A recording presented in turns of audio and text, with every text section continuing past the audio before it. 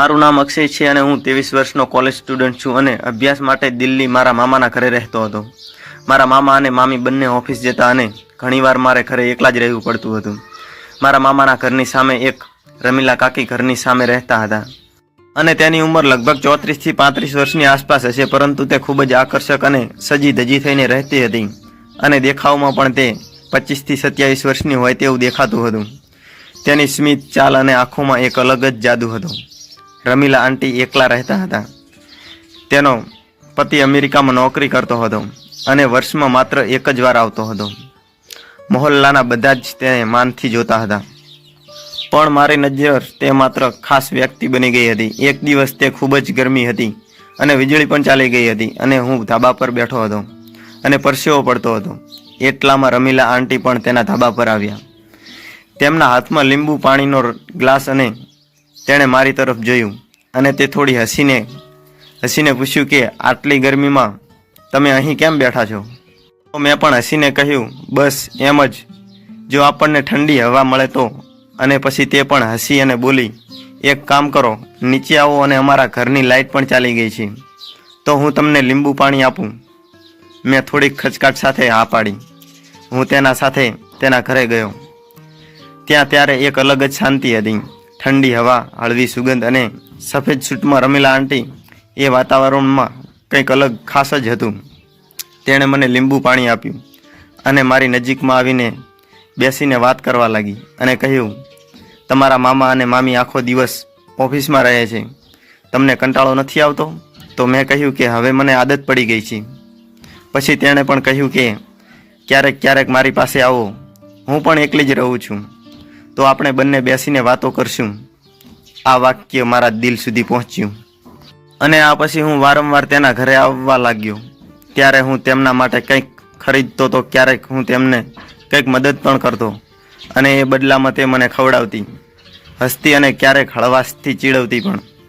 એક દિવસ તે પાછા ગુલાબી રંગની સાડીમાં, તેના વાળ ખુલ્લા હતા અને તેની આંખોમાં સ્મિત હતું. હું આવતા જ તેણે હસીને કહ્યું, આજે મારો આકાશ બાબુ ખૂબ જ સુંદર દેખાઈ રહ્યો છે. અને મેં કહ્યું, કોઈના દિલમાં આગ લગાડવાનો ઈરાદો છે કે શું તમારો? અને હું પછી થોડો હસ્યો, પણ અંદરથી કંઈક અલગ જ ચાલી રહ્યું હતું. એક દિવસ મારા મામા અને મામી શહેરની બહાર ગયા હતા અને હું રાત્રે એકલો હતો. રાત્રે લગભગ 10 વાગ્યાની આસપાસ દરવાજો કોઈએ ખખડાવ્યો. મેં જોયું તો રમીલા આંટી સામે હતા. તેમના હાથમાં એક બોક્સ હતું. મેં વિચાર્યું કે આંટી શું લઈને આવ્યા હશે, આમાં શું હશે? પછી તેણે જ કહ્યું કે તમે એકલા હોવ તો મારે તમને ભોજન આપવું જરૂરી છે. હું તમને ખાવાનું આપું. આજે મેં તારી પસંદગીનું શાહી પનીર તૈયાર કર્યું છે. મેં તેને અંદર બોલાવી. જમતી વખતે વાતચીત ચાલી રહી હતી અને તે એકદમ નજીક બેઠી હતી. તેની સુગંધ મને લલચાવી રહી હતી. તેની આંખોમાં કંઈક અલગ જ હતું જે મેં આજ સુધી અનુભવ્યું હતું. જમ્યા પછી તે ઊભી થઈ અને વાસણો રાખવા માટે રસોડામાં ગઈ અને હું પણ પાછળ ગયો. જ્યારે તે પાછી વળી ત્યારે અમે બંને સામસામે આવી ગયા. થોડી વાર આમ જ વીતી ગઈ અને મેં હળવેકથી કહ્યું, આંટી, તમે તો ખૂબ જ સુંદર દેખાઈ રહ્યા છો. તેણે મારી આંખોમાં જોયું. થોડી વાર મૌન રહ્યા પછી કહ્યું કે તમારી ઉંમરના છોકરાઓ આવી વાતો કેમ કરે છે? કારણ કે તમે તે બધું કહો છો જે કોઈને ગમે છે. અને તે પણ પછી ખડખડાટ હસવા લાગી અને તેણે કહ્યું કે ગમ્યું કે બીજું કંઈ. બંને થોડી વાર બંધ રહ્યા અને પછી તે રાત્રે તેણે મારી આંગળી પકડી લીધી અને મારી સાથે લાંબા સમય સુધી વાત કરી.